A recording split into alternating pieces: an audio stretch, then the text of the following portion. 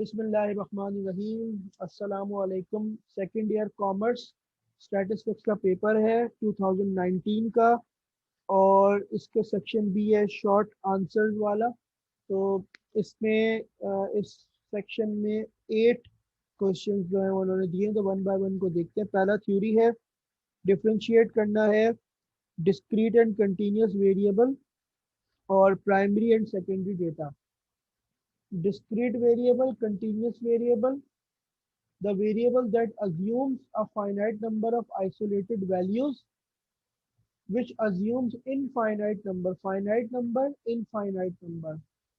Discrete variable complete होते हैं, continuous incomplete होते हैं, obtained by counting, obtained by measuring, non-overlapping, overlapping, distinct or separate values, any values between the two values, isolated points, selected points। ये इनका differentiate कर दिया।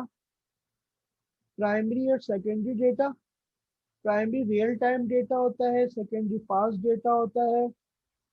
Sure about sources of data, not sure about sources of data, help to give results और findings, refining the problem, costly and time consuming process, cheap and no time consuming process, avoid biasness of response data, cannot know if data biasness or not, more flexible, less flexible। तो ये हो गया आपका primary and secondary data का difference. अब अगर हम इसके क्वेश्चन नंबर 2 पे आए, तो उसमें इसने हमें ये कहा है कि ड्रॉ करें multiple bar diagram of the following data. Countries दी हुई है, बर्थ रेट और डेथ रेट दिया हुआ है। आपने एक्स एक्सिस पे कंट्रीज को लेना है और वाई एक्सिस पे आपने रेट्स को लेना है, बर्थ और डेथ रेट को। मैक्सिमम आपके पास 50 तक जा रहा है, मिनिमम आपके पास 10 से शुरू हुआ है। तो आपने जो इसको इस तरह लेके जाना है कि जो मैक्सिमम है, सबसे पहले अगर आप देखें पाकिस्तान, तो पाकिस्तान के पास बर्थ रेट है 50 और डेथ रेट है 20। तो आपने एक बार बना दी 50 तक और एक बार बना दी आपने 20 तक, शेडिंग कर दी, मुख्तलिफ कलर्स भी कर सकते हैं, ग्रीन और रेड के अलावा आपने 2 कलर्स कर दिए इसमें। फिर इस तरह इंडिया है, इंडिया में भी आपने यही किया, 45 और 15, 2 बार्स बना दिए आपने। और इसी तरह आपने जो है इंग्लैंड में भी यही किया, इजिप्ट में भी यही किया, जापान में भी यही किया। तो ये मल्टीपल बार्स आपकी जो है बनी। एक कंपोजिट बार्स होती है जिसमें एक ही बार के अंदर दोनों डेटा आ जाते हैं। तो यहाँ पर उन्होंने मल्टीपल मांगी है, तो हमने मल्टीपल बार डायग्राम जो है उनको दे दिए। थर्ड पॉइंट में या थर्ड क्वेश्चन में उसने हमें कहा है कि in how many ways can the letters of the following words be arranged, tomorrow और यस्टरडे। उसके लिए ये परम्यूटेशन का फॉर्मूला लगता है, N factorial, N one factorial, N two factorial, N three factorial and so on.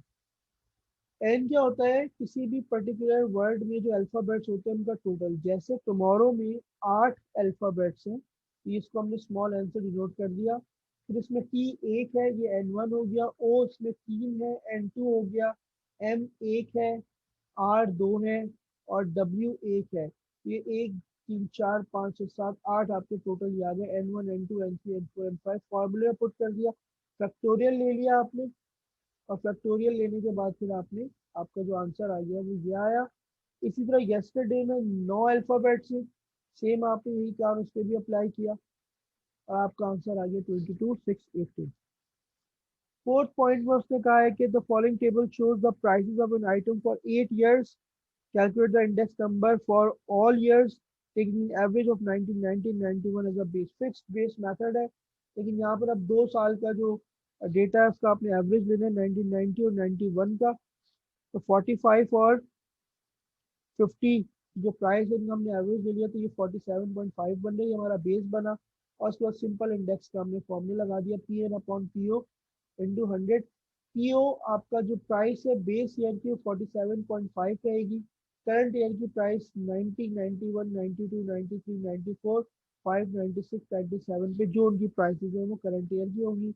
ये percentages में हमारे आंसर आ गए, फॉर्मूले में रख के इसको आंसर निकालेंगे। फिर फिफ्थ इसने कहा है कि the probability that Jawad will pass the test is 2/3 and that for Daniel is 3/4. Find the probability that both will pass and both will not pass. जवाद पास होगा 2/3, अगर जवाद पास 2/3 है तो फेल की प्रोबेबिलिटी हम निकाल सकते हैं 1 में से पास की प्रोबेबिलिटी को माइनस कर दें। इसी तरह दानियाल पास हो रहा है, दानियाल के फेल होने की प्रोबेबिलिटी हमने निकाली 1 में से उसके पास होने की प्रोबेबिलिटी को माइनस कर दिया, तो दोनों के पास और फेल होने की प्रोबेबिलिटी हमें मिल गई।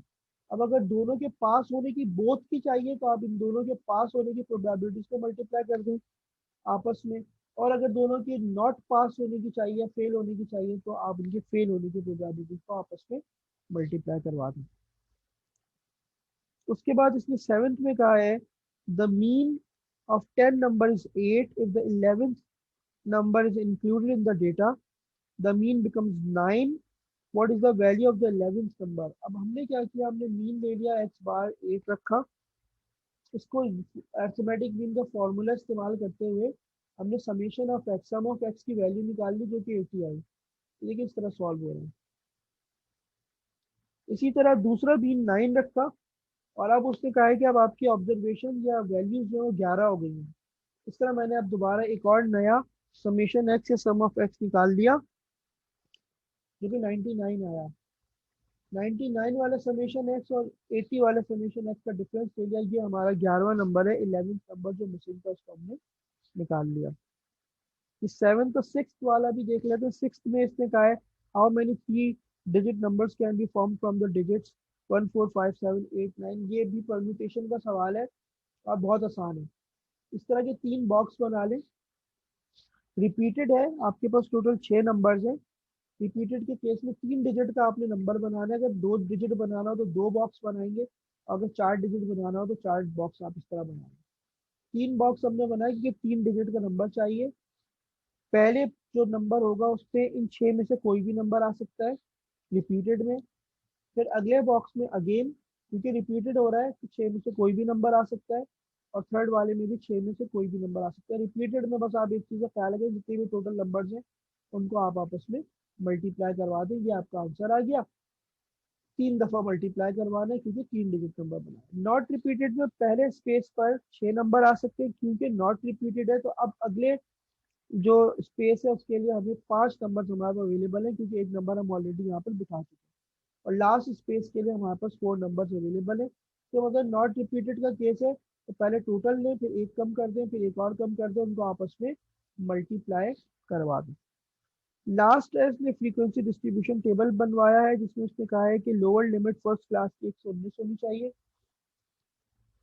और 4 4 का डिफरेंस होना चाहिए, ₹4 का हर क्लास इंटरवल का। तो ये हमने पहले क्लास इंटरवल्स बनाई, 119 से स्टार्ट किया, 119 120 121 122, फिर 23 से 26 27 से 30। ये देखिए ये 4 4 का डिफरेंस यहाँ से आपको पता चलेगा, या यहाँ से पता चलेगा। उसके बाद टैलीज लगा दिया, टैली मार्क्स लगा दिए, टोटल कर लिया फ्रीक्वेंसी, ये हमारा फ्रीक्वेंसी डिस्ट्रीब्यूशन टेबल बन गया। तो इस तरह हमने ये 2019 का सेक्शन बी जो है वो इस वीडियो में सॉल्व किया है।